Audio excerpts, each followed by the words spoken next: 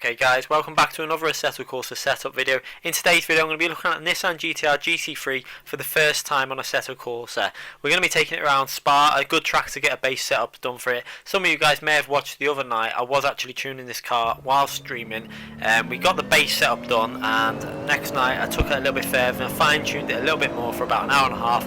Got the setup a lot more drivable, more consistent and faster at the same time. So we're going to go through the lap, obviously going down into second gear for the first corner. Being very careful not to push it too hard there and running wide. This gives us a nice exit coming out of there. Approaching the rouge, we can go flat out pretty much through a rouge. We're going to go into sixth gear. Sometimes you may have to give it a little lift.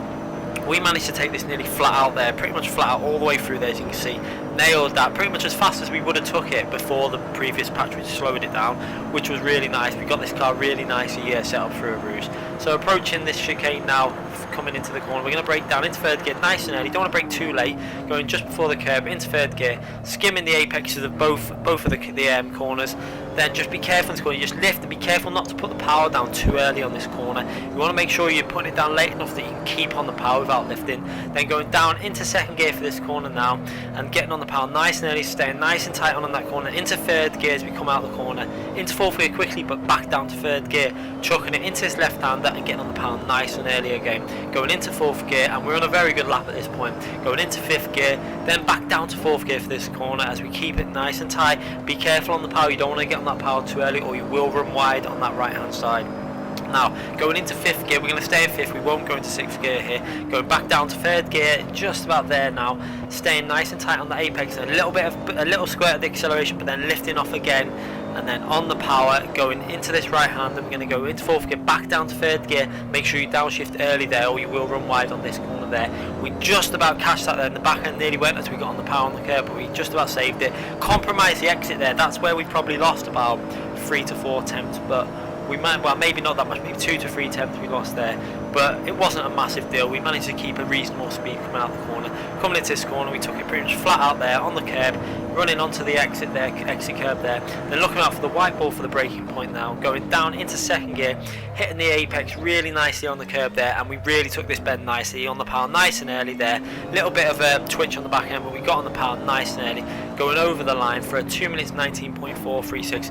Obviously I did have traction control on the weakest setting there. If you run it off, you're going to compromise your X6 quite a bit, but through a rouge I actually took it off, so I was playing with the traction control throughout the lap, so it was on and off. So off for a rouge, and also coming out the last bend, once I had traction I turned it off just to get a bit more acceleration. So we run 0-3 downforce.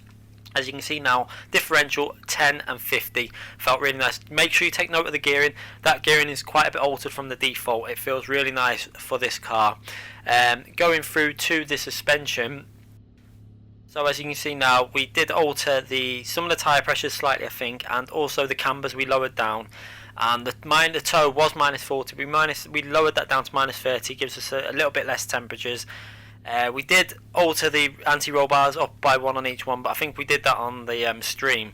The main change was on the bump stop. We altered this to give us a lot more agility in the corners. It will increase tyre temperature, but because of the increased agility through the corners, we weren't stressing the tyres out so much through the corners. So overall the tyres were in a better state.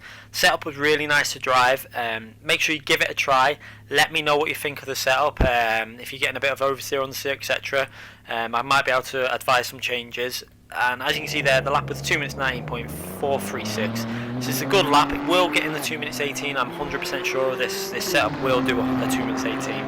It felt really nice to drive. Tested it out in a race situation with the soft tyres. The tyres were fine. No issues for, I think it was an 8-lap race I did against the AI. Felt really nice to drive. Consistent. And it kept the lap times up reasonably consistently as well, so you will be fine with the soft tyres. Anyway guys, I'm going to leave you with the replay from that lap. As you can see, make sure you watch it, the engine sounds are amazing on this car. Thanks for watching, and make sure you leave a like and subscribe for more future videos.